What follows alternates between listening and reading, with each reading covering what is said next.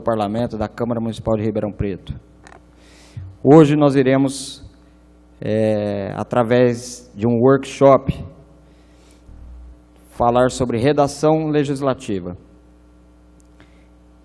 Essa atividade, ela é considerada como o módulo 2 de uma atividade recente que realizamos aqui, de capacitação também sobre linguagem e redação legislativa, que é exatamente com o intuito de trabalhar a questão da formação e aperfeiçoamento das atividades do Poder Legislativo naquilo que é uma das principais atividades, que é a produção textual de projetos de lei, projetos de resolução, decreto legislativo e outros atos normativos.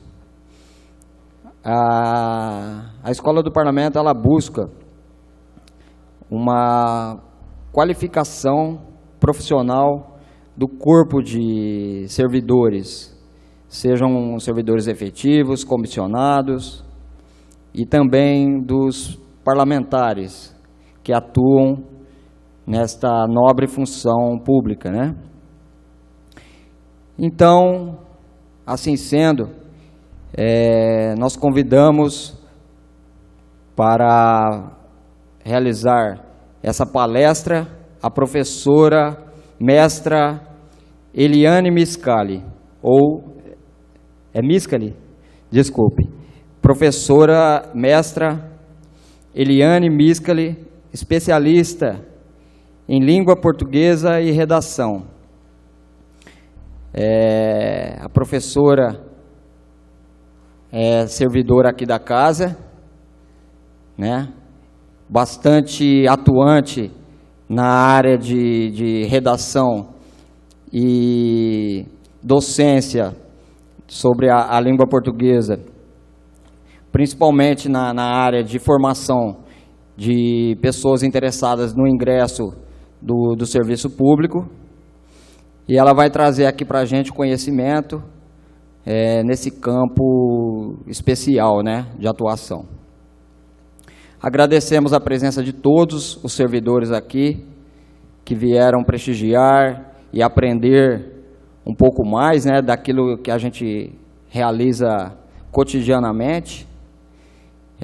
Sabemos que todos têm diversas atividades dentro dos seus gabinetes e dos seus setores administrativos, mas agradecemos muito a presença, que estão aqui buscando ainda mais uma melhoria do trabalho público, né, que com certeza vai resultar em uma melhor prestação de serviço à comunidade.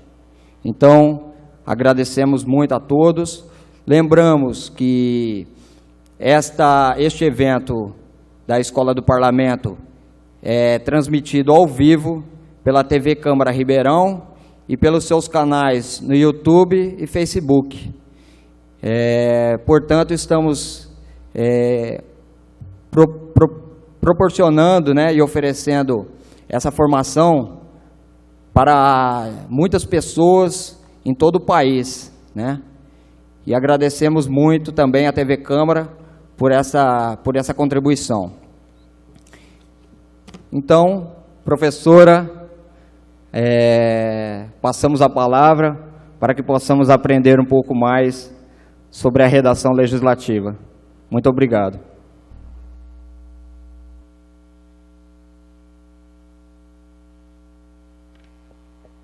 Bom, boa tarde a todos.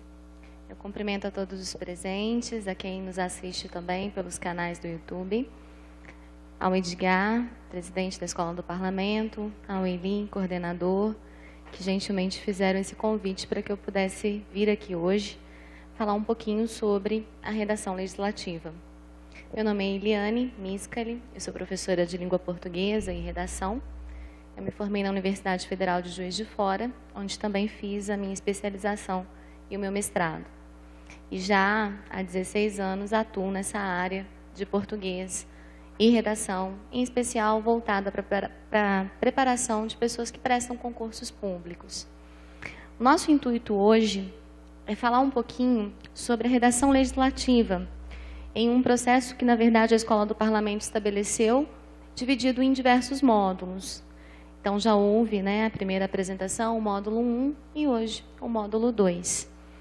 Então, a tentativa é, por meio de alguns elementos presentes aí em técnicas de redação dos manuais oficiais, tentar entender a fórmula, a composição e as características de algumas leis que são efetuadas, que são construídas nessa casa. Bom, então, começando, por favor, peço ajuda. Eu gosto bastante dessa frase de Wendell Johnson, que diz que quando as pessoas não sabem falar ou escrever adequadamente sua língua, surgem homens decididos a falar e escrever por elas e não para elas.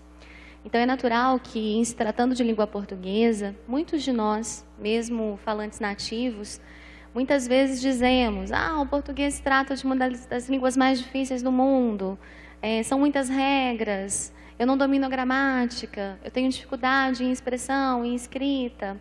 E isso é algo muito comum. Na verdade, essa dificuldade surge do fato de muitos acreditarem não dominar as técnicas da gramática. Mas é muito importante que seja feita uma diferença entre o que seria a linguagem coloquial e a linguagem normativa, a linguagem padrão. Então, é justamente por isso que, no próximo slide, eu coloco para vocês que alguns estudiosos da linguística concluíram que não é possível definir esse nível de complexidade de uma língua. Portanto, é totalmente mito dizer o português é a língua mais difícil do mundo. Isso não é verdade. Natural que existe, sim, um código de regras que muitas vezes apresenta dificuldade no seu domínio, mas não é bem verdade dizer que é a língua mais difícil do mundo. Então, focando um pouquinho na diferença do que seria essa linguagem coloquial e a norma culta ou a norma padrão.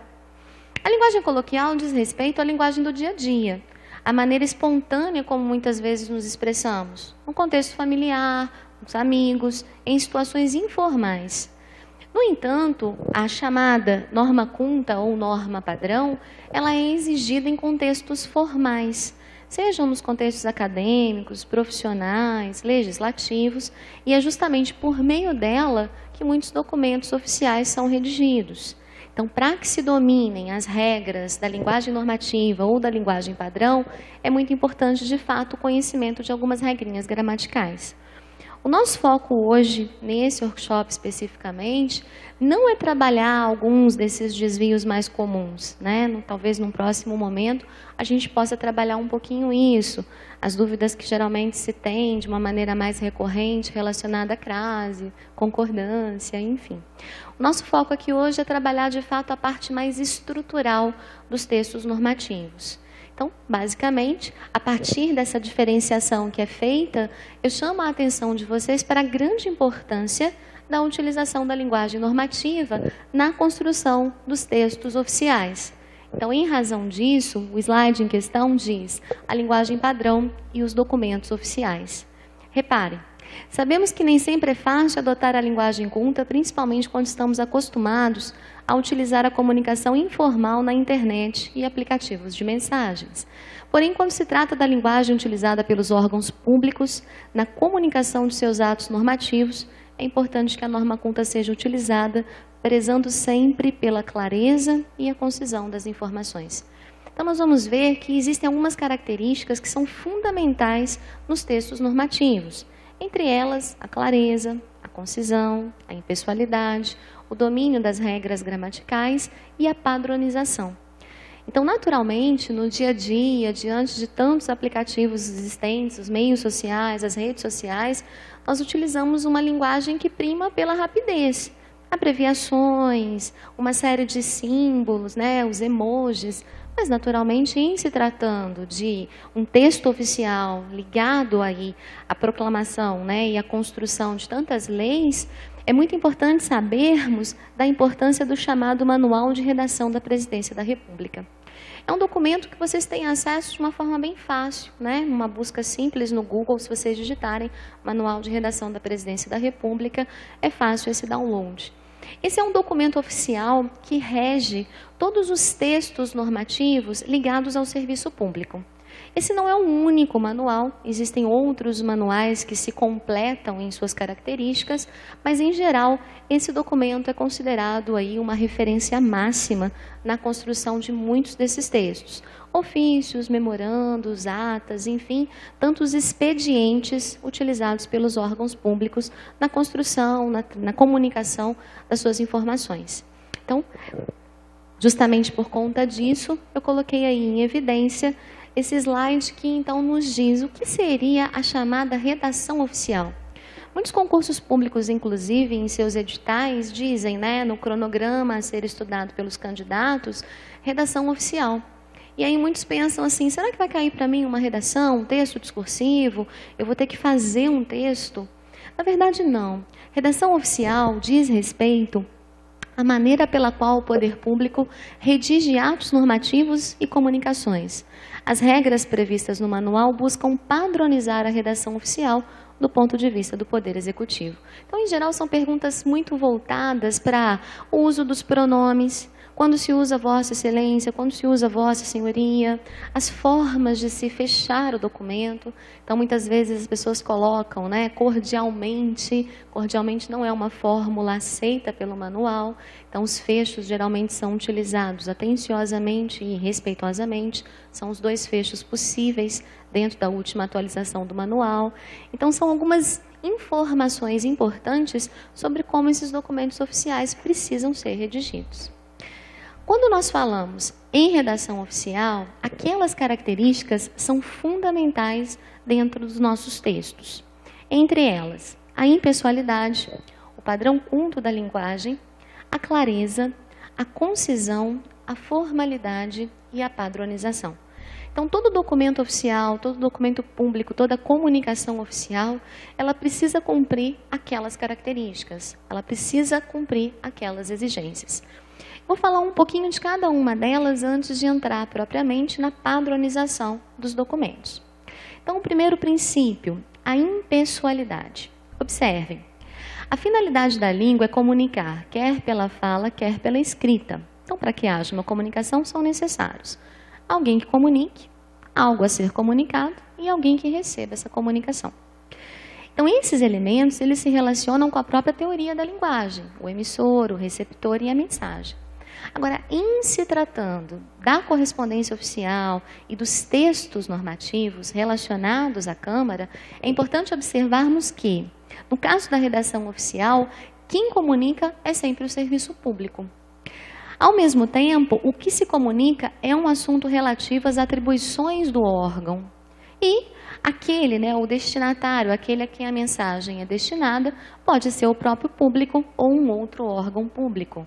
Então, em se tratando das comunicações relacionadas à redação oficial, os nossos elementos de emissor, receptor e mensagem se voltam a esses três critérios. Pode. Bom, percebe-se assim que o tratamento impessoal deve ser dado aos assuntos que constam das comunicações oficiais. Essa impessoalidade, ela precisa ser observada, seja na ausência de impressões individuais. Então, existem, por exemplo, alguns exemplos, né, de textos que são mal confeccionados, em que a presença dessa impessoalidade individual se faz observada por meio de congratulações pelo aniversário. Aproveito essa comunicação e parabenizo pelo aniversário. É algo muito pessoal para fazer parte de uma redação oficial. Ao mesmo tempo, a impessoalidade de quem recebe. É importante não ter naquele tipo de comunicação nenhum nível de percepção que passe aí pelo viés pessoal. Além disso, o caráter impessoal do próprio assunto tratado. Os assuntos tratados na redação oficial, nos documentos públicos, são de interesse público e, por essa razão, não podem possuir traços de pessoalidade. Então, isso é uma observação muito importante a ser, né, atentada aí na construção dos nossos documentos. Reparem que eu digo no finalzinho que a concisão, a clareza, a objetividade e a formalidade são outras ferramentas que vão construindo também a linguagem impessoal tão cara a esse tipo de documento. Pode passar? Bom, o padrão culto da linguagem. É muito importante nós observarmos que, em se tratando de documentos oficiais, qualquer desvio da norma padrão é considerado um ponto grave que fere uma das características vitais da composição desses documentos. Então, por exemplo, o uso da crase antes de pronomes de tratamento. Comunicamos a Vossa Excelência, então jamais se usa o acento indicativo de crase antes de pronomes de tratamento, como Vossa Excelência ou Vossa Senhoria. É muito importante observarmos também a parte da ortografia, da concordância, da pontuação. Então, qualquer desvio gramatical fere um dos elementos básicos da redação oficial, que é o domínio do padrão culto da linguagem. Então, basicamente, esse critério, essa característica, ela prevê a observação das regras da gramática formal e também o emprego de um vocabulário comum ao conjunto dos usuários do idioma. Vale ressaltar que quando se fala norma culta, é muito importante nós afastarmos a ideia de que norma culta seja um falar rebuscado, que seja o uso de uma linguagem, tal como eu coloquei ali, com contorcionismos sintáticos. A norma padrão não é falar difícil, a norma padrão é falar corretamente, corretamente de acordo com os critérios normativos propostos pela gramática. Então, no dia a dia, é claro que alguns desvios gramaticais são aceitos e comuns, mas ao falarmos de documentos oficiais, o cumprimento dessas exigências propostas pela gramática é uma das características fundamentais. Bom, seguindo, eu coloquei aqui para vocês um diploma fictício, né, em que se diz: as dúvidas que temos com relação à linguagem normativa são bastante comuns. Observe o fictício certificado abaixo. Então, claro que não se trata propriamente aqui, né, de um texto ligado a atividades da Câmara, atividades legislativas, mas é também um exemplo de utilização da linguagem formal. Observem o diploma. A Confederação Nacional Brasileira de Desenvolvimento Laboratorial congratula o Laboratório Ribeirão Pretano, fulano de tal, pelo primeiro lugar no reconhecimento de seus clientes. Ribeirão Preto, 7 de dezembro de 2018. Olhando aquela imagem, eu pergunto a vocês, anterior, por favor. Olhando essa imagem, eu pergunto para vocês o que chama a atenção aí quando vocês leem o texto presente nesse diploma. Naturalmente, a palavra dezembro, grafada com S, é assustadora.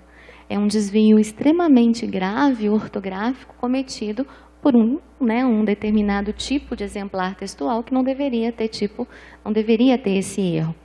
Mas muitas pessoas costumam ficar em dúvida com a grafia, por exemplo, do termo Ribeirão Pretano, que faz parte aí do diploma, mas faz parte também de uma série de expedientes, né, relacionados à atividade legislativa. E é natural que quando nós tenhamos dúvidas com relação à grafia de alguma palavra, de algum termo, ou até mesmo as flexões de plural relacionados a alguns termos, eu sempre indico o VOLPE, que é o vocabulário ortográfico da língua portuguesa. Ele existe na sua versão impressa, né, que pode ser adquirida em qualquer livraria do ramo, mas ele também tem a versão digital, que serve para uma consulta online, ou até mesmo por um aplicativo, se você quiser baixar o aplicativo no seu celular, no seu smartphone, o VOLPE tem essa possibilidade.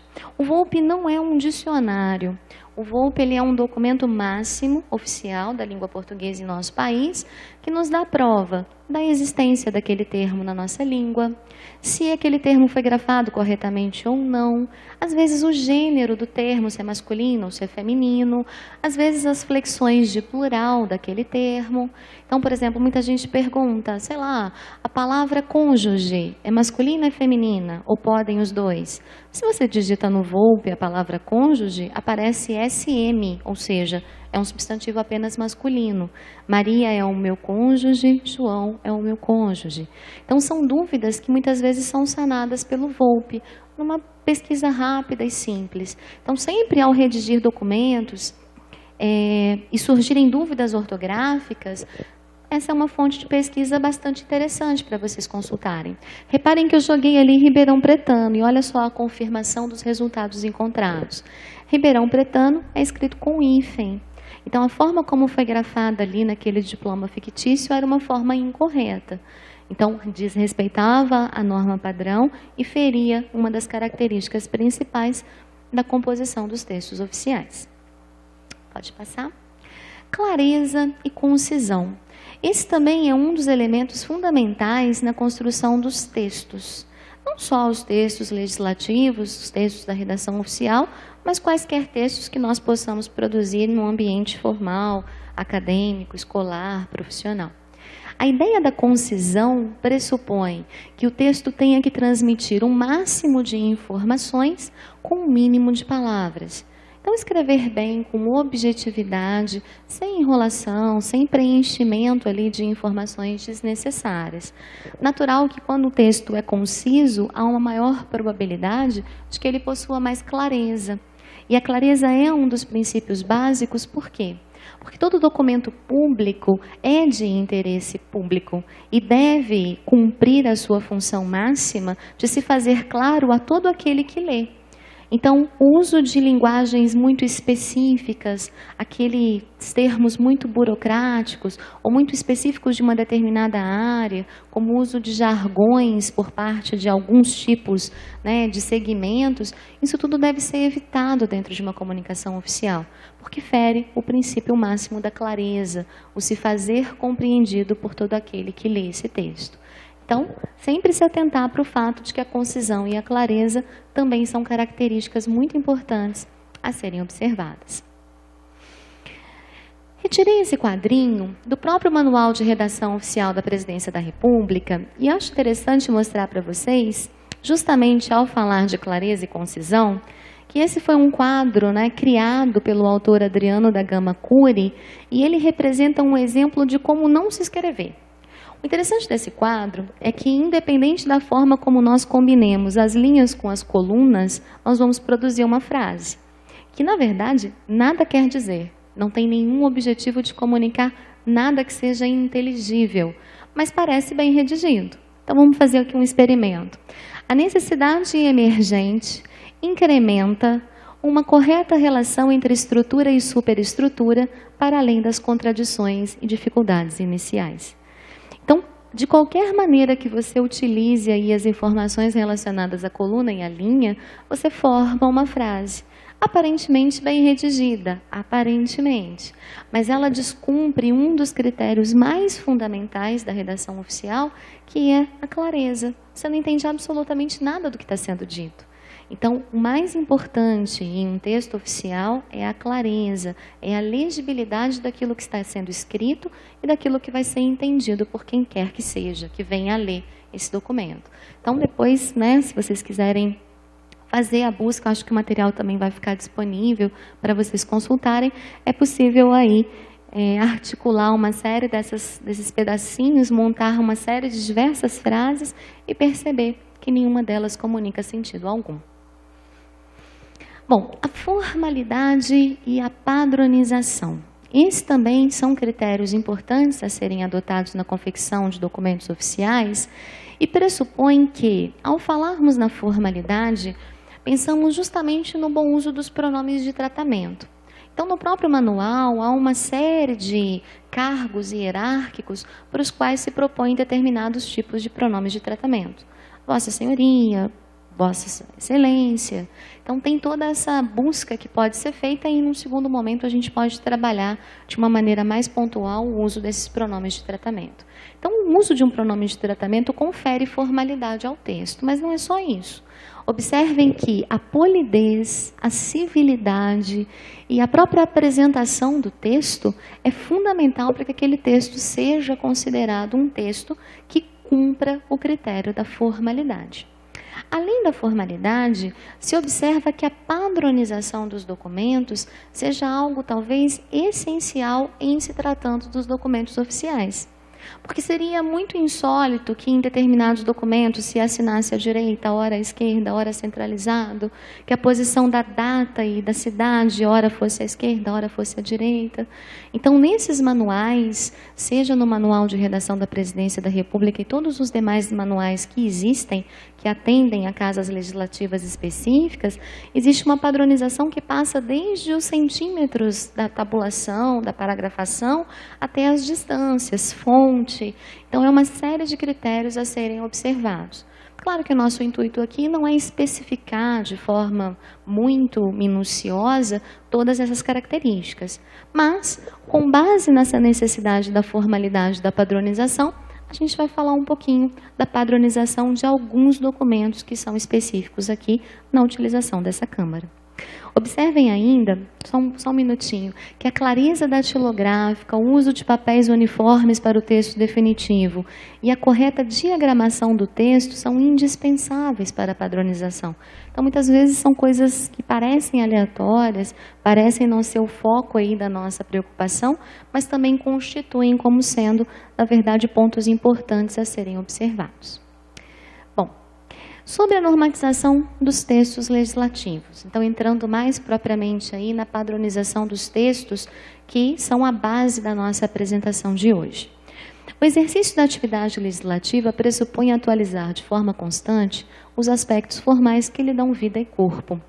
Como há uma grande variedade de documentos previstos no regimento interno da Câmara para o processo legislativo, é necessário que haja uma padronização por parte deles. Então, basicamente, esse é o nosso intuito. Tal sistematização não é um recurso novo, pois os projetos e pareceres têm formas já definidas a partir das quais são escritos. Contudo, alguns documentos, seja porque ainda não foram exercitados de fato, seja porque têm sido utilizados de forma incorreta, trazem dúvidas quanto à sua padronização e uniformização. Em razão disso, o objetivo dessa palestra é apresentar características básicas como fonte de consulta e de instrumento de trabalho no dia a dia dos servidores e parlamentares desta Casa, de modo a contribuir para a elaboração dos textos legislativos. Então, todo o nosso intuito, né, a iniciativa da Escola do Parlamento é basicamente essa: propor algumas formas que possam ajudá-los na construção e na confecção desses tipos de documentos. Observem que eu retirei da própria lei orgânica e do regimento interno alguns parágrafos, alguns artigos, na verdade, que fazem menção aqui a alguns dos documentos que nós vamos tratar nesse workshop. Então, dentro do artigo 108, é dito que proposição é toda matéria sujeita à deliberação do plenário, qualquer que seja o seu objetivo. Já o artigo 109 diz que são modalidades de proposição. Ali eu coloquei algumas das, porque são várias, e o nosso objetivo não é falar de todas neste momento. Então, observem que eu destaquei as emendas à lei orgânica do município, os projetos de lei complementar, os projetos de lei ordinária, os projetos de decreto legislativo e os projetos de resolução.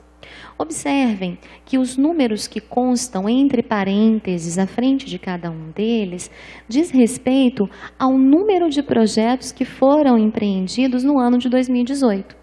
Então, quando nós observamos os números ali relacionados, percebemos uma grande ocorrência da construção dos projetos de lei ordinária, porque giraram em torno de 277 ao longo do ano de 2018. Ao mesmo tempo, observem que os projetos de resolução foram 93 e os projetos de lei complementar foram 95, a partir de dados, né, de levantamentos feitos aí nos sites internos relacionados a todos esses projetos. Então, com base nisso, a Escola do Parlamento fez uma pesquisa, né, de levantamento de interesse das pessoas por alguns temas que poderiam ser tratados, e aí se configurou como um dos temas possíveis a legislação, a redação legislativa. E ao falarmos da redação legislativa, né, em nossa reunião, julgamos por bem que seria interessante contemplar os 3 mais utilizados, justamente porque fazem parte do próprio itinerário da casa e por serem também tão frequentes as suas construções, talvez eles chamassem mais atenção. Então, por essa razão, o nosso foco aqui é falar justamente do projeto de lei ordinária, o projeto de lei complementar e o projeto de resolução. Observem que, no artigo 110 da lei orgânica, é dito que as proposições deverão ser redigidas em termos claros, objetivos e concisos, em língua nacional e na ortografia oficial, digitados e assinados pelo seu autor ou autores. Ainda que não tenhamos ainda um manual específico da Câmara de Ribeirão Preto, a própria lei faz menção a algumas das características que outros manuais já existentes também preconizam. Então, observem a grande importância. É isso aí. A grande importância de que haja uma escrita em termos claros. Olha o princípio da clareza, que nós agora há pouco falávamos sobre ele. Além disso, objetivos e concisos, o princípio da concisão. Observe em língua nacional e na ortografia oficial, o domínio do padrão culto da língua, outra característica fundamental da redação oficial. Além disso, digitados e assinados pelo seu autor ou autores. Ali a gente pode antever a possibilidade do domínio da padronização, a forma como são digitados, a forma como são organizados. O artigo 112 diz que as proposições consistentes em emenda à lei orgânica do município, projetos de lei complementar, de lei ordinária, de decreto legislativo, de resolução ou projeto substitutivo, deverão ser oferecidas articuladamente, acompanhadas de justificação por escrito e do texto de lei ou outro ato normativo que diga respeito. Então, ali no artigo 112, a gente já tem alguns dos pré-requisitos essenciais à formulação desses documentos.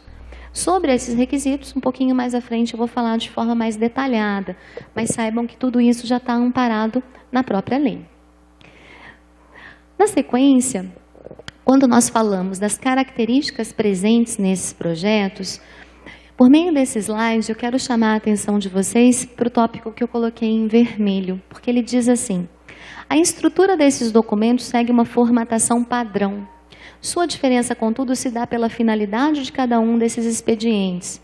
Vejamos o que diz a lei orgânica do município e o regimento interno sobre cada um deles. Então, não importa se são projetos de lei ordinária, de lei complementar ou de resolução. A padronização, a confecção escrita deles segue uma normatização que é comum a todos.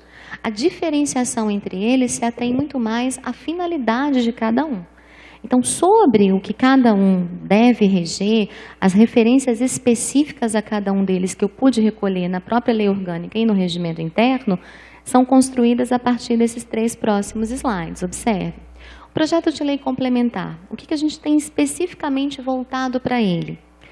Segundo a lei orgânica do município de Ribeirão Preto, em seu artigo 35, os projetos de lei complementares serão discutidos e votados em 2 turnos, considerando-se aprovados quando obtiverem ambos o voto favorável da maioria absoluta ou tratando-se do plano diretor, de no mínimo 2/3 dos membros da Câmara. Então, é algo especificamente relacionado ao projeto de lei complementar. Se observarmos agora o próximo slide, o projeto de lei ordinária, qual é algo que é inerente, especificamente voltado para ele? Destina-se a regular matérias de competência do Poder Legislativo, para as quais a lei orgânica não exige lei complementar.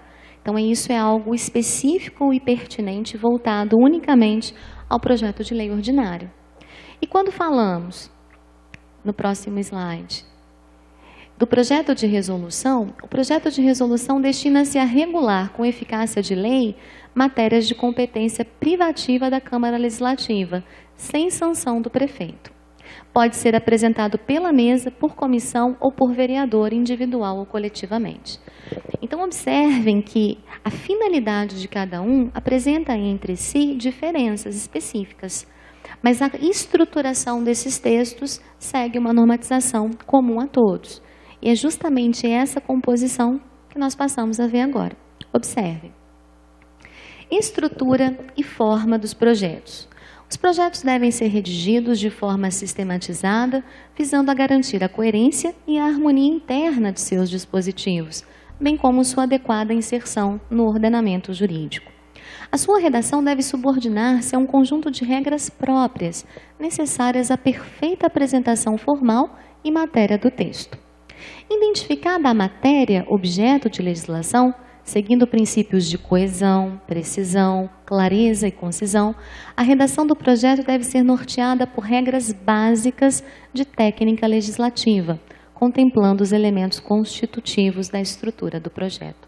Então, ao se construírem os projetos, em geral, é muito importante que nós observemos alguns tópicos que são essenciais à sua composição. Entre eles, observem. Cabeçalho ou preâmbulo. Então, a estrutura do projeto ela é formada a partir desses elementos. Em cada um dos projetos, seja de lei complementar, lei ordinária ou de resolução, é fundamental que na sua confecção haja essas estruturações. O cabeçalho ou preâmbulo, a forma de promulgação, o texto ou corpo, a cláusula de vigência, a cláusula de revogação, a justificação e o fecho. Importante observar que toda essa fundamentação foi feita a partir da bibliografia consultada, que são alguns manuais específicos que se amparam também no Manual da Presidência da República. Claro que cada casa legislativa pode fazer pequenas alterações ou ajustes, mas basicamente a apresentação se fundamenta em referências consagradas na utilização de outras câmaras que já têm aí o seu documento oficial redigido. Bom, falar um pouquinho sobre cada uma das partes. Então, observe. No cabeçalho ou preâmbulo, é importante, então, que haja a epígrafe, a autoria e a ementa. São as 3 subdivisões da parte relacionada ao cabeçalho. Então, nesse slide, e aí vocês têm na folhinha que eu distribuí para os presentes, essas informações eu acabei colocando aí na folhinha. A parte introdutória não, senão ia ficar muito extensa. Mas na folhinha que vocês receberam tem exatamente aí o projeto e sua estruturação. Então, eu menciono cada uma dessas partes para que vocês tenham também como fonte de consulta. Então, observe, o cabeçalho ou preâmbulo constitui a parte inicial do projeto e não faz parte do texto. Tem por finalidade a identificação. Então, ao ler o cabeçalho do projeto, nós já saberemos se se trata de um projeto de lei, se se trata de um projeto de lei ordinária ou complementar, se se trata de uma resolução. Então, é muito importante observar que existe essa recomendação. Basicamente, isso seria a epígrafe. No próximo slide, observamos que, além da epígrafe, vem também a autoria. Em alguns manuais, há projetos e modelos em que a autoria é colocada logo no início, mas há também modificações em que a autoria pode ser colocada ao final. Então, logo depois da epígrafe, que é a identificação do que trata o projeto, é comum que se coloque a autoria. Além disso, surge a ementa. O que é a ementa? É o sumário, ou seja, o resumo do projeto, devendo ser redigida de forma clara, concisa e fiel ao conteúdo da matéria legislada. Então, esses são elementos que compõem, na verdade, o cabeçalho desses projetos e, basicamente, segue aí a um tipo de padronização. Observem que, na sequência, eu coloquei para vocês que, quando o projeto contiver matéria acessória ao seu objetivo principal, deverá trazer na respectiva ementa a expressão "e dá outras providências", cujo uso já se encontra consagrado na legislação brasileira. A ementa de projeto que altera dispositivo legal deverá a ele fazer referência com a transcrição da respectiva ementa. Para que isso fique mais claro, mais ilustrativo, observem que eu coloquei aqui um projeto de resolução fictício. Eu inventei isso daqui. Então, eu coloquei lá, Câmara Municipal de Ribeirão Preto, projeto de resolução. Aquilo é epígrafe. Então, você sabe que se trata de um projeto de resolução, e não de lei complementar e não de lei ordinária. É a identificação do documento. Logo embaixo, a autoria do senhor vereador e aí o nome do vereador. A ementa é justamente esse resuminho. Cria o Diário da Câmara Legislativa de Ribeirão Preto e dá outras providências. Então, observem que essa formulação é a formulação proposta pela padronização indicada nas referências bibliográficas que nortearam aí a construção da minha apresentação. Além do cabeçalho, tem outras partes. Então, vamos seguir. Fórmula de promulgação. O que vem a ser isso? A fórmula de promulgação é a que identifica o órgão e contém a ordem de execução, trazida nas formas verbais decreta e resolve. Então, é aquele comando verbal que identifica que ação está sendo proposta. Observem que a forma decreta é utilizada nas propostas de emenda à lei orgânica, nos projetos de lei e nos projetos de decreto legislativo. Resolve é um verbo específico a ser utilizado nos projetos de resolução. Então, todas essas determinações estão relacionadas à padronização desses documentos. Na sequência, o texto ou o corpo, que é basicamente a mesma coisa. No que que na verdade essa parte trata e o que é importante nós observarmos na confecção dela. O texto ou corpo do projeto encerra a matéria disciplinada, ou seja, as disposições que alteram a ordem jurídica. É composto por artigos devidamente numerados, que podem desdobrar-se em parágrafos e incisos. Então, essa é a hierarquia a ser observada. Num primeiro momento, os artigos, depois esses artigos se subdividem em parágrafos e os parágrafos em incisos. Caso haja necessidade de se desmembrarem os incisos, é importante observar que parágrafos e incisos, por sua vez, se desdobram em alíneas e estas em números. Então, tem toda uma orientação proposta, padronizada, a ser respeitada na confecção desses documentos. O artigo constitui a unidade básica para a apresentação, a divisão ou agrupamento de assuntos do texto do projeto. E a sua redação deve subordinar-se a um conjunto de regras próprias necessárias à perfeita apresentação formal do material do texto. Na sequência, eu coloco ainda 2 elementos que também se seguem aí ao texto ou ao corpo do projeto, que seria a cláusula de vigência e a cláusula de revogação. Reparem, a cláusula de vigência é um artigo específico que dispõe sobre a entrada em vigor do ato legislativo. Então, é uma informação específica que diz quando aquele projeto entra em vigor. Algumas fórmulas já são consideradas aceitas e clássicas. Observem, são válidos para a entrada em vigor de uma lei os seguintes critérios: a partir da data de publicação no órgão oficial, ou no prazo de 15 dias após sua publicação, ou se não houver uma cláusula de vigência, em data fixada para o futuro. A fórmula mais comum é a seguinte: esta lei entra em vigor na data de sua publicação. Então, é uma determinada exigência da padronização chamada cláusula de revogação. Desculpa, cláusula de vigência. A cláusula de revogação é o que vem na sequência. É o artigo específico que dispõe sobre a revogação expressa de dispositivos até então vigentes. A revogação expressa pode ser geral ou específica. A revogação geral ocorre quando a cláusula contempla a abrogação, ou seja, a revogação total, de todas as disposições contrárias à nova lei ou ao novo decreto legislativo. Ou resolução, utilizando-se geralmente a seguinte forma: revogam-se as disposições em contrário. Para que isso fique mais visível, eu coloquei um exemplo, observem. Então tá lá: senhores vereadores, apresenta-se à consideração da casa o seguinte. Esse é o corpo ou o texto. Artigo 1º. Fica criado o Diário da Câmara Legislativa de Ribeirão Preto, destinado a dar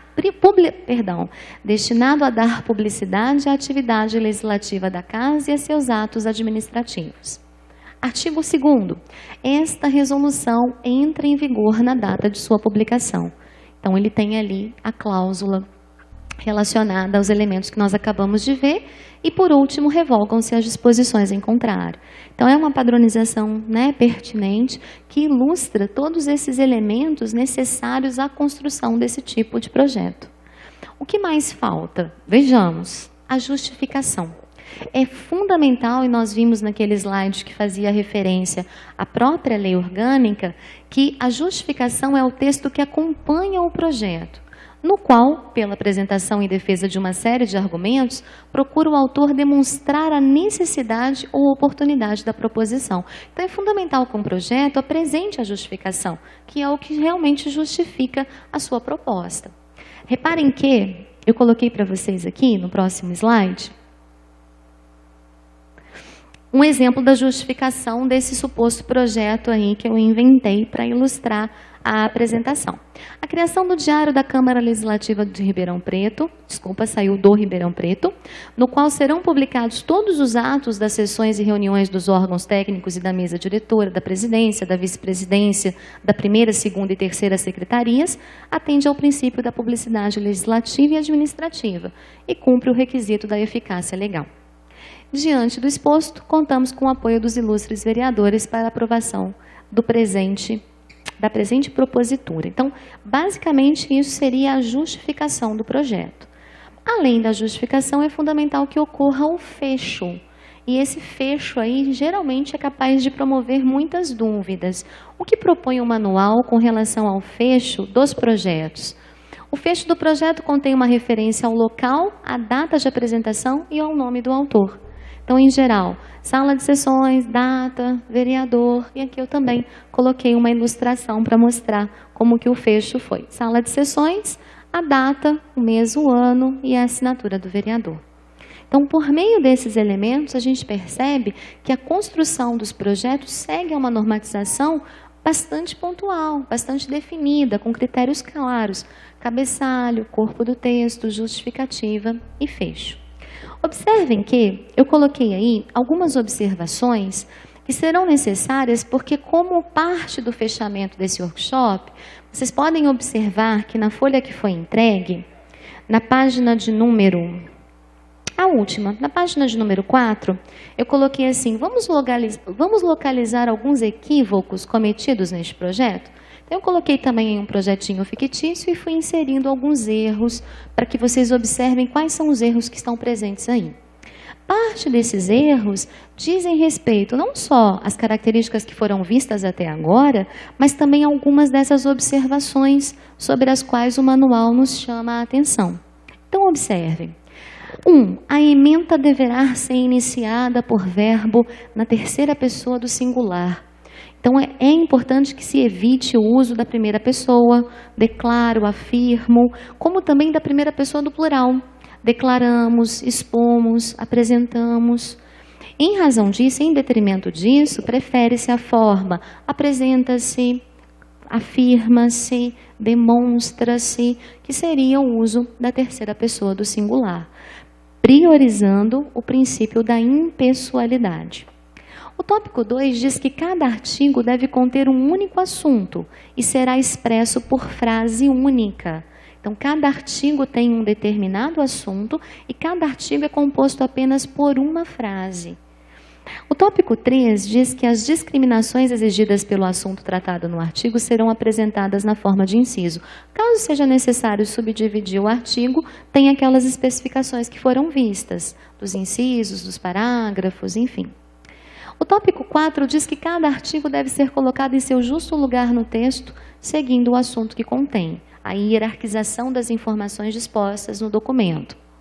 A mesma regra não deve ser enunciada em mais de um lugar, por motivos óbvios, que feriria aí o processo da concisão. Ficar repetindo mais de uma vez, né, a mesma informação não faria sentido.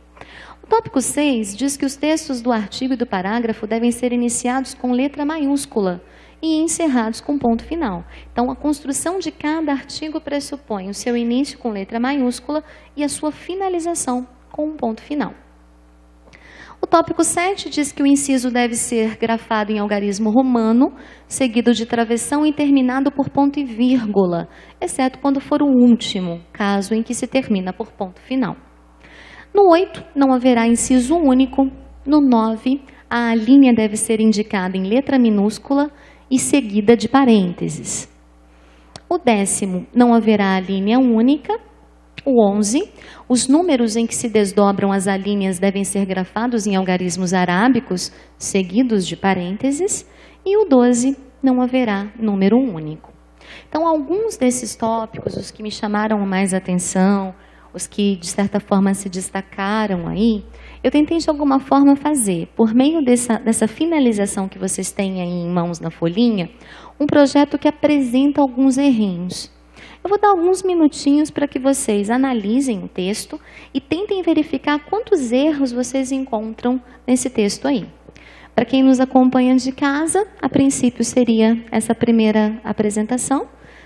Pode passar, por favor, diga o corpo do texto com 2 artigos. Próximo. A justificativa. E, por último, o fecho. Então, a partir desses elementos, tempinho para vocês analisarem onde encontram alguns errinhos. Daqui a pouco a gente vai desvendar quais foram os equívocos cometidos aí. Só um minutinho.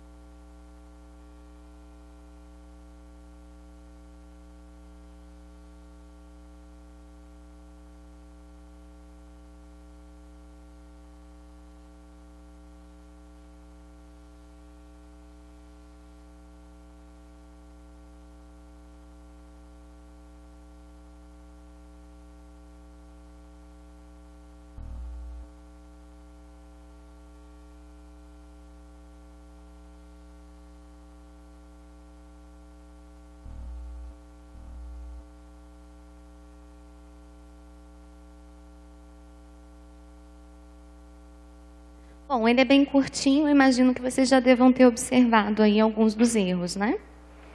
Posso corrigir? Vejamos. No primeiro momento, quando se fala projeto de resolução número 78459 de 2018, a epígrafe, conforme nós vimos, que identifica do que trata o projeto.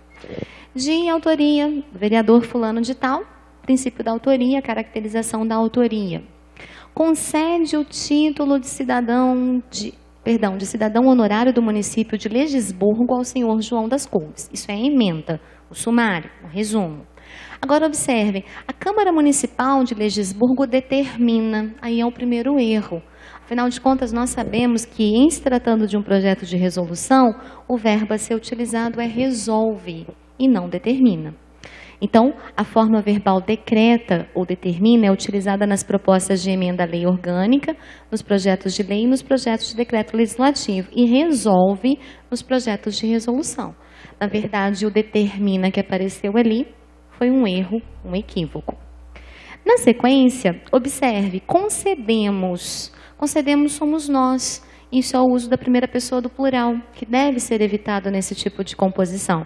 O ideal seria concede-se ou simplesmente concede, mas não concedemos. Outro desvio observado, o artigo deve conter apenas uma frase, mas ali apareceram duas, observa. Trata-se de um justo reconhecimento. A ideia é que cada artigo seja composto por apenas uma frase. Então, também foi um outro desvio cometido. Observem que o ideal é que ele comece com letra maiúscula e termine com ponto final. Cada artigo deve começar com letra maiúscula e terminar com ponto final. Nesse caso, não começaram com letras maiúsculas e não terminaram com ponto final. Tem um ponto e vírgula lá, que se configura também como um equívoco. Esta resolução entra em vigor na data de sua publicação, deveria ser um artigo, e outro, revogam-se as disposições em contrário. Lembram que cada artigo deve conter um único assunto. Então, não dava para somar ali as duas resoluções em um artigo só. Isso também é um tipo de erro que foi cometido aí nesse tipo de projeto. Na justificativa, ficou bastante repetitivo o presta e o prestados. Isso mancha um pouquinho aquele princípio da concisão, que é a não repetição de palavras. Então, ao dizer que, por isso, por um dever de justiça, a Câmara de Legisburgo presta esta homenagem pelos relevantes serviços prestados, presta e prestados, não ficou muito bonito. Então, sempre observar a questão da repetição de palavras, que é algo que fere aí o princípio da concisão. E no finalzinho tem um erro, é o que nos cumpre declarar, não faz parte do projeto. O fecho é composto exatamente da referência ao local, da data de apresentação e o nome do autor que assina o projeto. Então, a necessidade de se colocar é o que nos cumpre declarar se configura aí como um desvio. Então, basicamente, segue aí a bibliografia que foi utilizada na confecção do workshop. Eu finalizo a apresentação aqui, agradecendo a todos a presença. Espero que, de alguma forma, essas informações contribuam para a produção textual relacionada à construção desses projetos. E agradeço também ao Edgar e ao Eli, que gentilmente convidaram em nome da Escola do Parlamento para que eu pudesse estar aqui hoje. Muito obrigada a todos.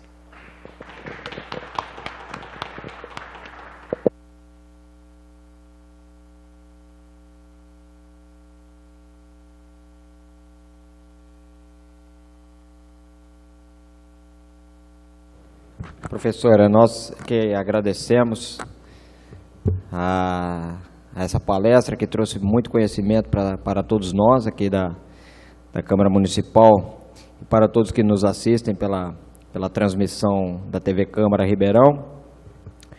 E colocamos à disposição para alguém que quiser fazer algum tipo de pergunta, comentário também, se a professora assim puder contribuir também.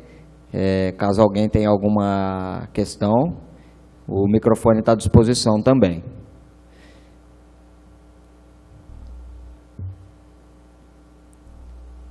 Alô?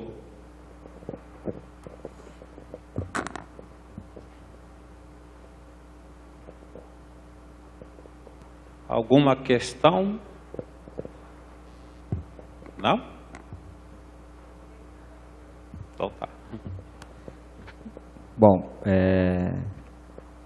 Agora nós iremos fazer a entrega do certificado para a professora mestra Eliane Miscali de Oliveira, que nos ajudou nessa atividade da Escola do Parlamento. Então o Eli vai fazer a entrega, o Eli, que é coordenador da Escola do Parlamento, fará a entrega do certificado. Eu não sei.